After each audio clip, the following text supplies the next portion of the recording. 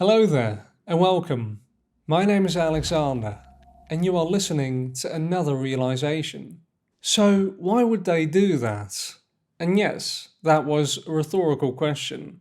When people try to reveal the deleterious and destructive actions of governments and pharmaceutical companies, often by presenting evidence of the occurrence, people often wonder out loud how people in such seeming benevolent institutions could consciously perform or want to perform such atrocities. A pharmaceutical company that ostensibly wants to improve upon people's well-being as its core motive. A government that ostensibly endeavours to protect the rights and freedoms of people in a given territory. Why would people who would join such great institutions want to do harmful things to entire populations? And of course, the idea behind the institution and the way it is sold is what circulates mostly in the heads of people.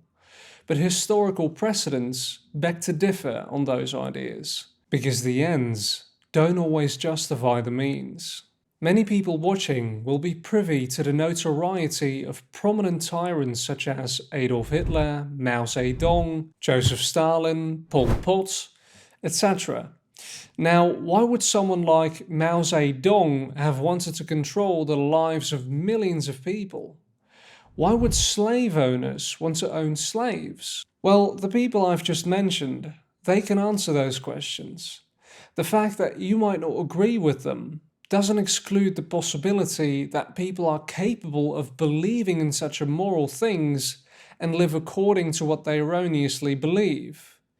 Even if, in your eyes, you would never commit such atrocities, especially upon your own neighbour. So perception is not reality. It could remarkably deviate from reality, as was the case with these people. But the same could be said about you. Of course, according to your perception, people aren't as vile and evil based on the people you interact with on a day-to-day basis. But that's not the all of it. The people you meet aren't power-hungry megalomaniacs, I would assume. And for good reason. A power-hungry megalomaniac that happens to be severely narcissistic and has an unwarranted view of himself that he places above the rest. Where would you find these people? Because they're certainly real, for we have many precedents of that now. These are people that feed off of glory, attention, power and influence. So it logically follows that you will find them in places that represent something that is supreme in people's minds. Governments, for instance, and in places that have a lot of influence on people's lives, like banking and courts. If you are a power-hungry megalomaniac that wishes to control other people, I assure you those are the places to be, for that is their very proclivity. Which is why the aforementioned institutions are replete with these types of individuals, and why tyranny is always inevitable. But that is not because the idea of governments is not being carried out the right way, as many unconvincingly conjecture. So you might assume that governments can be good and useful, lest you put the right people in those positions. Consider yourself as having a potential seat at the throne. You would be a good leader. You wouldn't want to intrude into people's lives. You wouldn't transgress upon people's rights and freedoms. You would only do the things that are necessary. You would bring about the best schools, the best defense, the best everything. Everything would be taken care of if you were in charge. If you were the one on the throne of government. But how are you going to do that? Because you wouldn't have enough money to finance all of that. So you have to get it from somewhere. And since the world doesn't work the way you want it to work, not everybody is going to voluntarily give you the amount that you want them to pay for the best or even adequate schools or adequate defense, because they might want to spend their resources on something they do value. Some people might not feel any obligation to pay for what you want, because they don't. So what are you going to do? Are you going to let them get away unencumbered?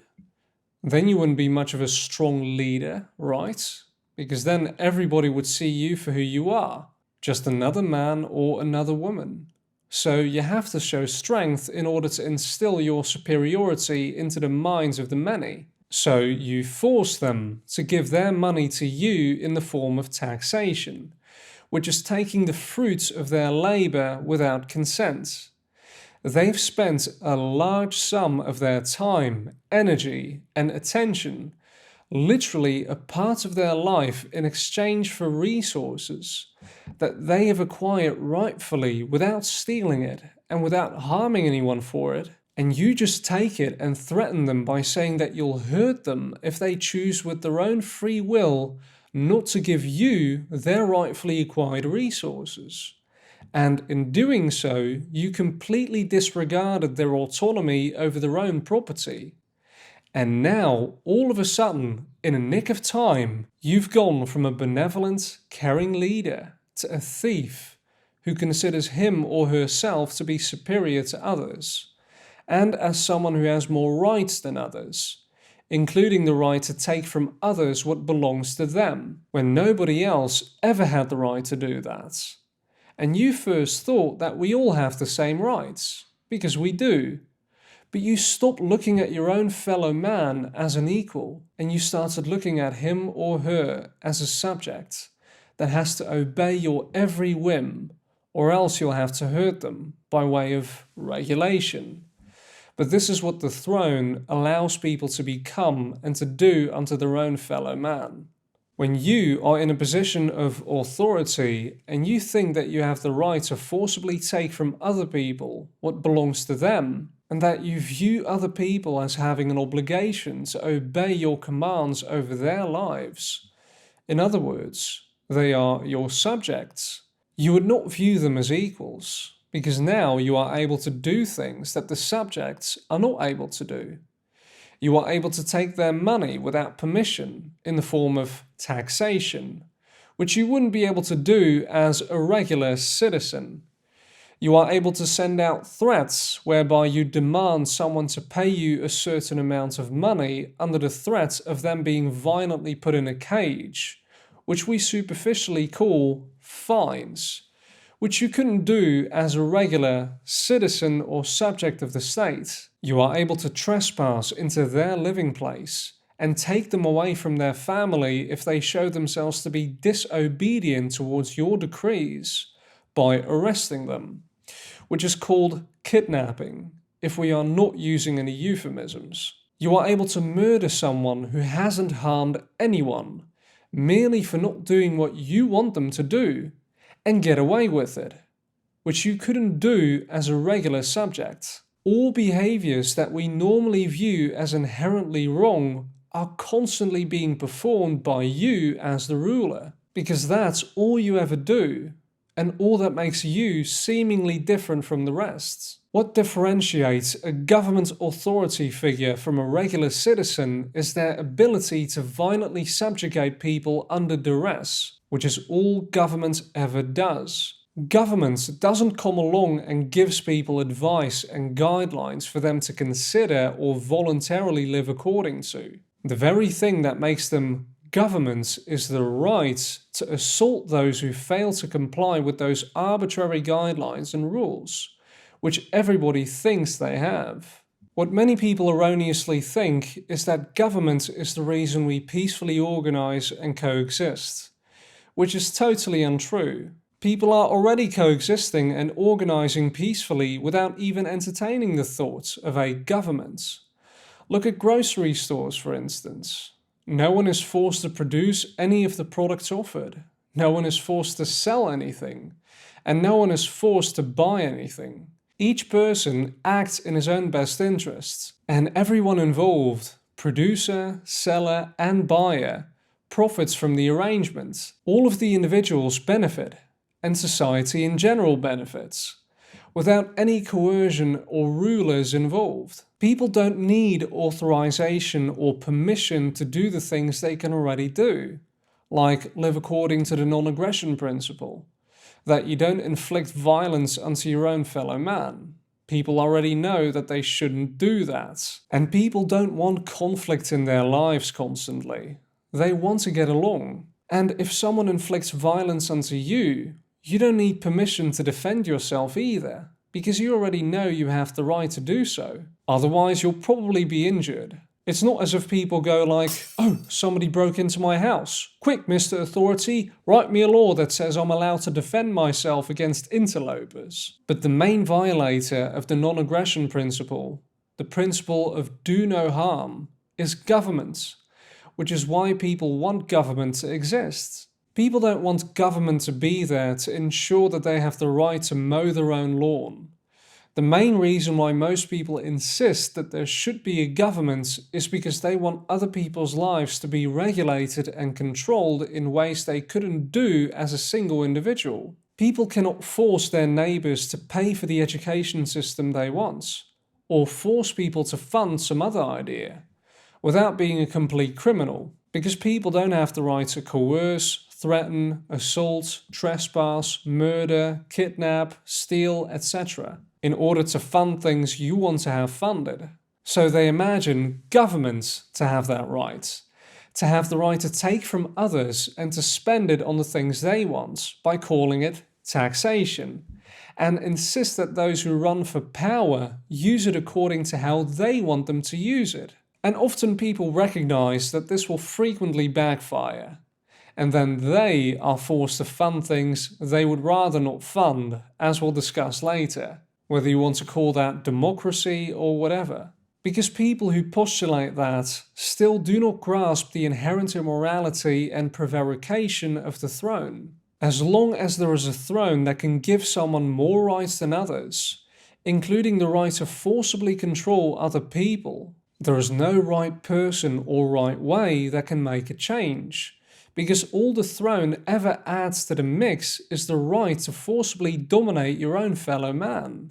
And who do you think is going to be the most determined to get on that throne? People who have the live and let live mentality? Or power-hungry megalomaniacs who like to subjugate others and control other people's lives? People are only focused on the person sitting on the throne, but they are never looking at the throne itself. Because here's the difference. One psychopathic individual like Hitler or Stalin poses little or no threat as an individual compared to what he can achieve on such a throne.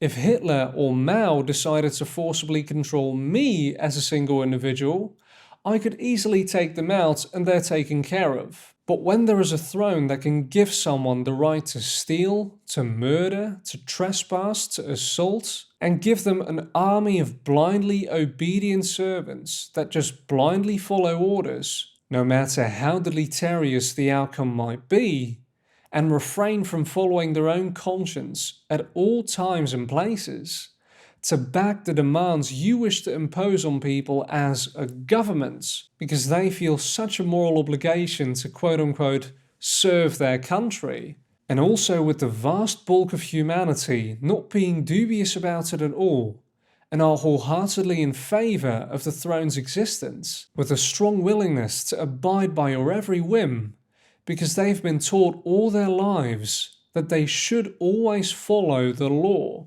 that you impose, above their own conscience. It is a dream come true for a power-hungry megalomaniac. Now, who is the culprit here? If you've been paying attention, you'd understand that Hitler and Mao were never the problem. It was the vast majority of people who erroneously believed in the legitimacy of the throne, that there was such a right to rule, which gave such people the perfect opportunity to cause the damage they've caused. But then again, who is ultimately to blame? If you wanted there to be a ruling class that has the right to forcibly regulate other people's lives, to ensure your safety and comfort, tyranny is just a way of showing you this is exactly what happens when you advocate for violence to be done unto your own neighbour. And now, violence is done unto you, a direct instance of causality. Violence only creates more violence. What am I talking about, you might ask? If you vote for the left-wing party or the right-wing party, then I assume that you know what you're voting for.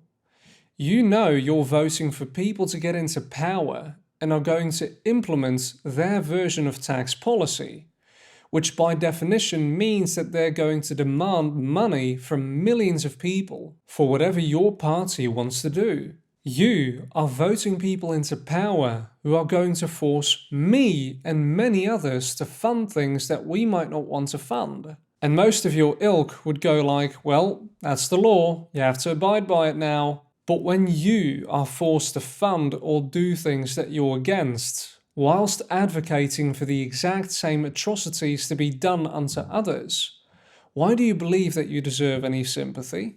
You know that your vote implies the imposition of your own values, your priorities, and your preferences on millions of other people.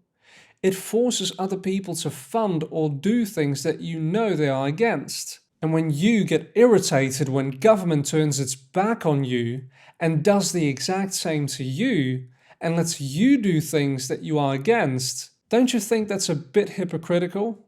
You think that 2 whips a day is perfectly justified because you can tolerate it. And when someone else does not, you say, oh, well, you have to follow the law. And now the whipping increases from 2 to 7, which exceeds your level of tolerance. That already exceeded someone else's, but you didn't care. And now the difficulty that you condone in other people's lives is done unto you. And now all of a sudden you are a political activist and pro-freedom, when frankly that's exactly what you deserve if you believe in the legitimacy of authority. Because you want there to be a throne that can allow people to force others to live how you want them to live. And now you are the one being imposed on by someone else. It is a reflection of what you condone if you are an advocate of the aggression that is imposed by governments at any level. Simply put, if you want there to be a government, you want people to be regulated and controlled in ways they don't want to or agree with. And because that level of control didn't have much of an impact on your life back then, the level of tyranny increased. And now you are controlled and regulated in ways you don't want to or agree with. So in other words, have you learned your lesson yet? Are you beginning to realize that controlling people's choices is inherently immoral, even if it is done via government? And you might ask, well, what's your solution then? I don't want the left party to enforce its will upon your life. I also don't want the right-wing party to force you to pay for or do things that you'd rather not do. I want you to have full autonomy and full freedom over your choices. I want you to be able to choose what you want to fund or what not to fund, because I understand that the time, attention, and energy you gave in exchange for the resources you've acquired are solely your own. And I possess no right to force you to make any decisions that you do not want to make, no matter how zealously I want to believe it to be otherwise. My solution is not to enforce my solution unto others through violent coercion and oppression, which is what government always does and is the only thing a government can do. Otherwise, it would merely be an organization of people with the same rights as everybody else. But since government asserts that they have more rights than you do, and this includes the right to do horrible things to people if they disobey, it can never be anything else than a right to assault and oppress, which is what has to go if you want to embrace true freedom and peaceful coexistence. Well, we need to have some organization or structure, is what some might say. Well, I agree. But what's your point? That because we need organization and structure, and apparently people can't arrange that without violently keeping other people in check, we should give a group of people the right to use violence whenever they see fit, because otherwise we cannot get along? Does it at all occur to you how insane that sounds? I like the example Lark and Rose gave about the island. If we were with approximately 50 people and we were stranded on an island somewhere, how would we bring forth organization? Because we now have a firm understanding of the fact that we're all just people. Would we mutually cooperate with one another and be responsible as individuals for the decisions we make ourselves and make the best out of what we have? Or would we appoint one of us to decide over everything and let 10 of us enforce what he wants onto the rest and punish us with violence for not complying? The idea is void of any rationale and is completely contradistinct to how people normally view human interaction. And then there is, well, because people are inherently evil, that we need governments. Okay, but what does government consist of? I mean, you're talking like it's some other entity. Well, it's a group of people. Oh well, isn't that a brilliant idea? Because people are inherently evil, according to your viewpoint anyway, we should take a small subgroup of these inherently evil and malicious human beings and give them societal permission to make demands on people's lives and use violence if people disobey them. Wouldn't that make the situation much better? And in fact, considering what we've just addressed about the kind of people who naturally run for those positions, power-hungry megalomaniacs, we ought to take some of the worst people and give them the right to violently dominate the rest. I mean, why do you think humanity incessantly gets into the world condition it is in now, of tyranny and oppression? Again, normally people would never make such ridiculous assertions, but they have been so indoctrinated and programmed to view governments as something necessary. So in turn, people always try to justify it. In their minds, they all try to justify the presence of a ruling class. And that is the very intent of the excessive repetition and indoctrination. Because people who want to wield such power over others want to keep people firmly entrenched in the idea that there should be such power vested in man, so that they can always exert their influence. And what I'm trying to do is free people's minds from this dangerous mythology called authority, the right to rule, and the idea that we should all be controlled by a government that always ends up causing destruction and democide because of the inherent nature of its means. And that is the illusory right to use violence. Malfeasance or corruption is not the problem. It is a symptom that is inherent to the ideology of statism. How about you quit your obsession with other people? How about you stop wanting to control people? Stop wanting to threaten people to live the way you want them to live? How about you stop being a child and let people live their own lives? You don't own them. You don't own me. And I'm not talking to the politicians. I'm talking to you, the one who voted them in there. The one that said, I don't want to get my hands dirty and coerce people to do things I want them to do, so I will vote for you to do that instead.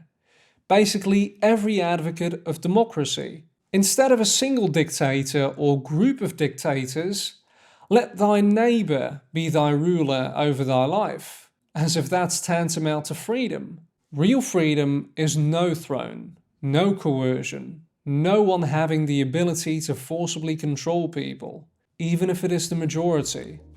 People living their lives like adults and taking responsibility for their own lives, and allowing people to use their own free will to decide over their own lives, and respecting that. That is called voluntarism. But if control is what you want still, don't complain about tyranny. Because as long as there is a throne, there will always be tyranny. Because the throne is tyranny. Thank you for watching, and I'll see you soon.